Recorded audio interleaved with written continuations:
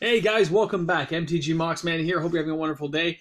And as promised, another toy video for all you toy aficionados out there.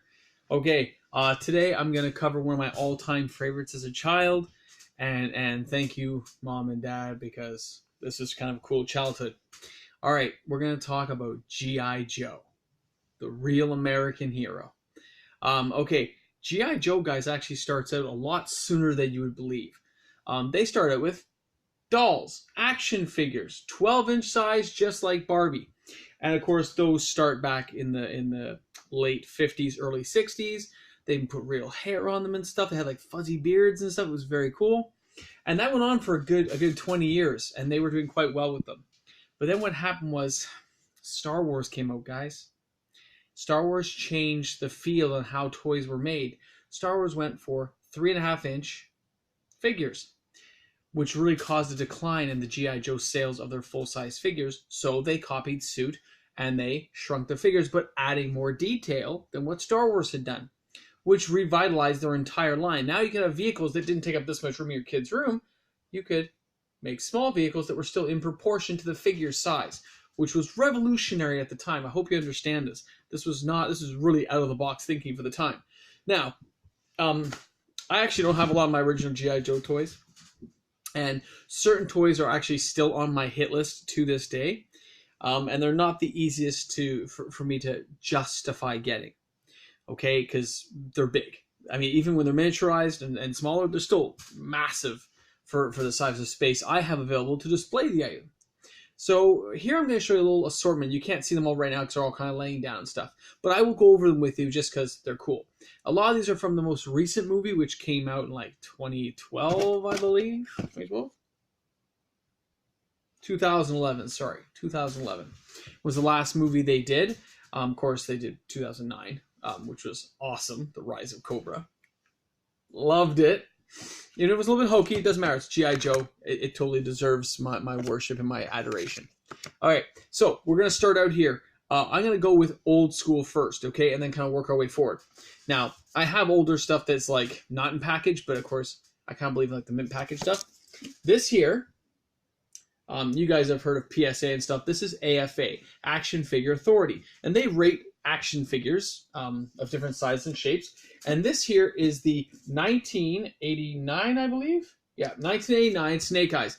This was not a very popular Snake Eyes, by the way, because of how they did the goggles compared to the original, which I have one somewhere, but I'm going to show you a different version of it. So when they did this Snake Eyes, guys, he is by far one of the most popular figures for G.I. Joe. And it's just so awesome. Now, this is an AFA 75. This did not cost me that much money. This is maybe a couple $100. But I had it as a kid. And generally, anything I had as a kid, I will seek out as an adult. And that is my mom and dad's fault. Shouldn't have tossed my toys is all I'm going to tell you. So I go after these things whenever I get the chance. And the funny thing is I consider the boxes, the backs, everything basically to be considered artwork. I love it. I like to look at it. I like to admire it. I like to look at how they did it and how they justified it. And it just gets me. So I give it hugs. And hugs are good when it's a toy. So this is Snake Eyes from 1989. This is when G.I. Joe was kind of at its height of popularity. They were trying to come up with other things to put out there. Now, what they did well is they reused. Okay, they would reissue toys with different color patterns, different color schemes. Instead of trying to remold the wheel and make whole new toys, they would take the original existing concept toy and they would just add a new paint job. Okay, it was very common for Hasbro to do this. So that was Snake Eyes. He's awesome. Now, you jump lots of years forward where I did not collect G.I. Joe, so I don't have any of those toys. They weren't on my hit list because I didn't collect them when G.I. Joe went to Patsa, when it went to like G.I. Joe and Street Fighter and stuff like that. That was not my wheelhouse. I did not buy any of it, guys. I'm sorry. It's not my era. Okay? I'm kind of a 1983 onward kind of guy. Stopped around 1990 and came back as an adult. Okay? Next up is Snake Eyes arch villain, Storm Shadow. Awesome. Okay? Now, this is a reissue. Okay? This is when they redid them, and this would be from 2007. Okay, these are highly articulated, and of course all my stuff is in package, and as you can tell, the packages are basically gem mint. Little bit of curling, but it's unavoidable in this case because of how they did the gluing on the figures. So I would not be at fault for that. This was the 25th anniversary stuff, right? And it was very, very cool. It caught my eye, and that's what kind of like brought me back to some of this stuff, okay? So this is Storm Shadow, arch-villain of Snake Eyes. But then, hold on. This is a remake of the original Snake Eyes from 1982. Okay, I did not own this toy. I got it secondhand later on, and it was awesome. Let me tell you guys, it was amazing.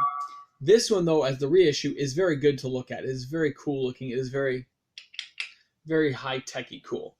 With all the articulation, the weapons, the guns, the knives, the little history things. Amazing. What always got me with G.I. Joe they did well is they added the stories on the back. So, I don't think they show it here. They show it here? Okay, this one shows it. On the back of the package was the character history. So it says, codename, Storm Shadow. Primary specialty, sabotage. Second primary specialty, intelligence. Birthplace, classified. That's crazy, man. Think about that. We know nothing about this guy. So they could make stuff up. Storm Shadow can trace his family history, blah, blah, 30 generations of Yakuza ninja and stuff. It was so cool, guys, as a kid, to have a history to go with the figure as you play with it. Realize how powerful that character was. Just like magic cards. Do you follow a rhythm? All right, so next up, bats. I know, bats, right? It's an anagram. It's B.A.T.S. Bats. Battle, Android, Trooper, Assault. I think is what it goes for. Well, they call it Cobra Android Trooper, but it was a bats. They were awesome. And I'll tell you right now, by far one of our best ones. When they brought bats out in the cartoon show, this is the first time they were blowing stuff up that was living, or as close to living as we were going to get, robots being blown up. Other than that, laser shots fired in the G.I. Joe cartoons, and nobody hit anybody really. It was crazy. But here, these guys were blowing up, man, and they had all kinds of hands. Now, as a kid, we tried to collect like 5 or 6 of these each, so you have like an army attacking your G.I. Joes. You know, it was crazy. It was very, very cool to do giant battle scenes, which, by the way, as kids, it would take us all day to put one battle scene together of 150 G.I. Joes per team, and it was crazy bad. 2 seconds to run the battle. And before you know it, the battle was done, and you're cleaning up the rest of the day. So, but it was kind of cool. Okay, next up. This one here is from G.I. Joe Retaliation. I have some other ones from G.I. Joe Cobra. I just couldn't pull them out in time. So I have Duke. And they actually did a good job. Channing Tatum did a good job. This is the Storm Shadow from, Snake Eyes from 1984. It's a remake, how they did it. But that's how his face mask looks. Where it's kind of like a visor. And it used to come with a wolf named Timber. And they did a good job on these, okay? They make him look a little too skinny in this particular version, but he was very well done. Like, it looked like him. We were thrilled to see him on the screen. It was very cool.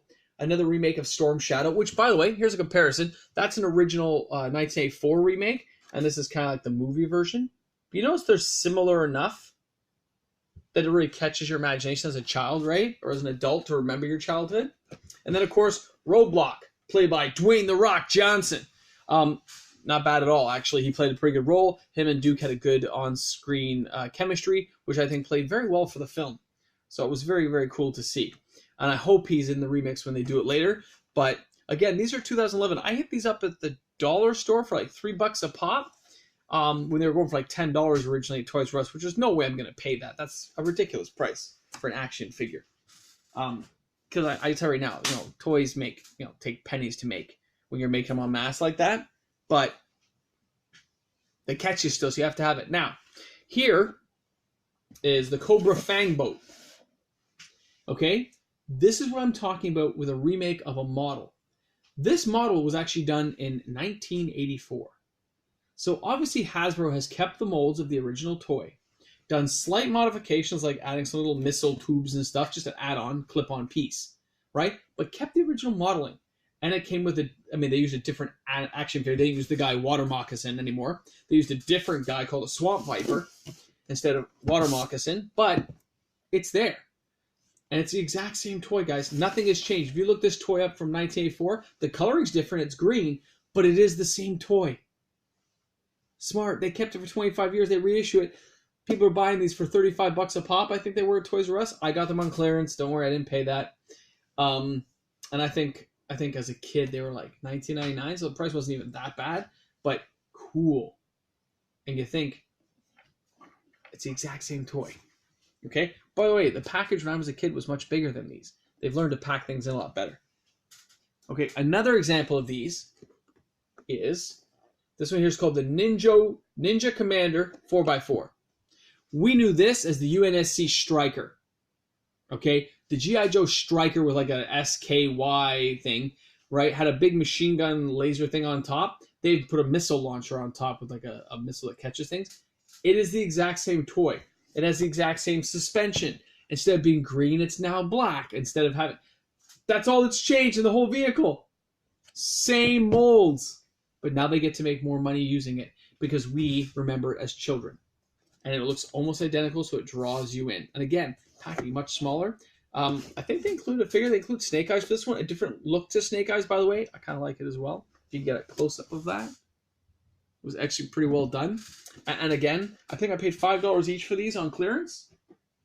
All right. This one, though, is a new model. Sorry, the dust. They sit there on a shelf a lot.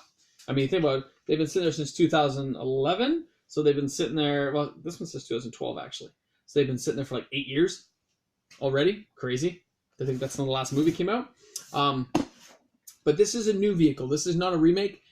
This was a new modeling. But some of the things, like these engine plates, are actually taken from a previous vehicle. Okay, a previous G.I. Joe thing from the 90s. So they've taken pieces of it and added new equipment to make it fit with the movie, which I thought was very, very cool. Right? And they use the driver named Clutch, which is supposed to be an old guy who helps out Bruce Willis and stuff. But it doesn't matter. It's still a remake of parts of a toy to save money and time. So they have to have a new engineer, a new clay molder, a new production assistant, create a mock-up, then create the toy, send it for testing, do the color testing, do the hard copies. They skip it. Take the pieces, put it together, bam, toy's ready. That's why it looks slightly awkward, right? But still pretty cool. Now, here's a favorite as a childhood. Okay, guys, a favorite. I know it's laying here. You can't even see it. I'm going to rise it up for you, okay? Look at that. They call this the Eagle Hawk. It was not the Eagle Hawk when I grew up. It was the G.I. Joe Tomahawk. And it is the exact same toy. They've done no changes, nothing to it, other than the driver lift ticket has gotten an upgrade in how he looks. It is the exact same toy. Guns out. And now, by the way, the packaging... way, way smaller, okay, guys? They have packed this thing in pretty tight. This was still a $30 toy at Target when they were in Canada.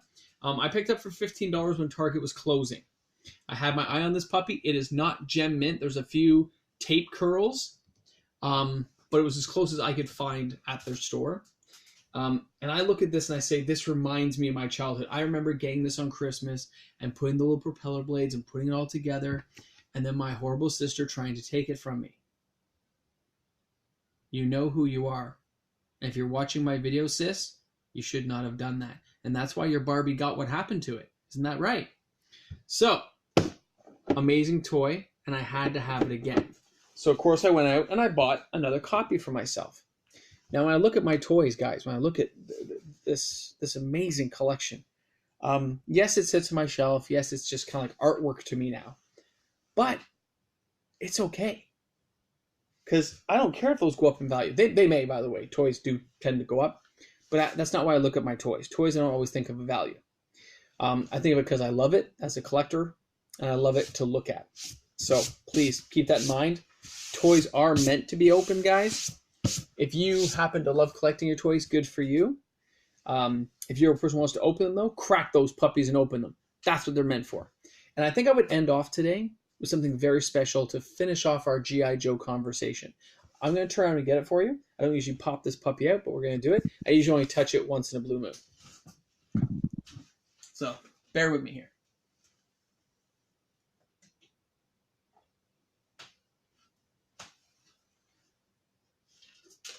Oh, I dropped it. Oh boy, how am I going to get that now? Bear with me, guys. See if you can come with me for this. Hold on. We got to reach over here and get something. I can't leave it back there, so bear with me. Can I reach it? Can I reach it? I can reach it. I can reach it, guys. Don't worry. Don't worry. Don't worry. Did you get me? Did you get me? Okay, I made it. I found it. I got it. We're good.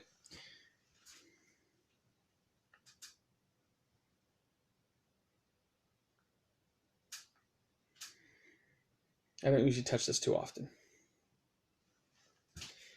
This is the sword from G.I. Joe 2009, The Rise of Cobra. This is not a mock-up. This is not a cosplay. This is the sword. Now, this is not a metal sword. This is a rubber stunt sword used by Ray Park in the filming of the movie. And I picked this up a number of years ago at an auction. It was a lot of money. And I had to have it because I grew up worshiping Snake Eyes, thinking he was the coolest guy ever. And I don't normally touch it now. It usually just sits there among my stuff. But this is the actual sword from G.I. Joe the movie, the prop. Okay, this was used in the filming as a stunt sword, and it comes with a certificate of authenticity from the auction house, from the prop house. This is to certify that Snake Eyes, Ray Park, rubberized sword from G.I. Joe has been inspected and guaranteed to have been used in the production of G.I. Joe, The Rise of Cobra. I don't think it says when I got this, but I remember when this came, guys, they told me this is the very first thing you should get out of your package. So it is the very first thing I grabbed out of the package. And it's kind of like the creme de la creme of my G.I. Joe collection. It means a lot to me. But as with everything, it does have a price tag. So eventually I would sell this if I get bored of it, or if somebody offered enough money, I would totally sell it just because it's worth a lot of money, isn't it? Right? And sometimes you got to make room for new stuff. So that's what I got for you guys today. Thanks a lot for tuning in for Vintage Toys with MTG Moxman. I hope you guys enjoyed it. Hope you enjoyed a little conversation of some of the more recent toys. And don't worry, we'll have more of these videos to come, assuming people enjoy it. If you're new to my channel, please hit subscribe and join us in supporting my channel and helping me grow and gather new viewers to watch with and to grow with. I'd really appreciate if you hit subscribe. Thanks a lot for tuning in. This is MTG Moxman. See you guys tomorrow.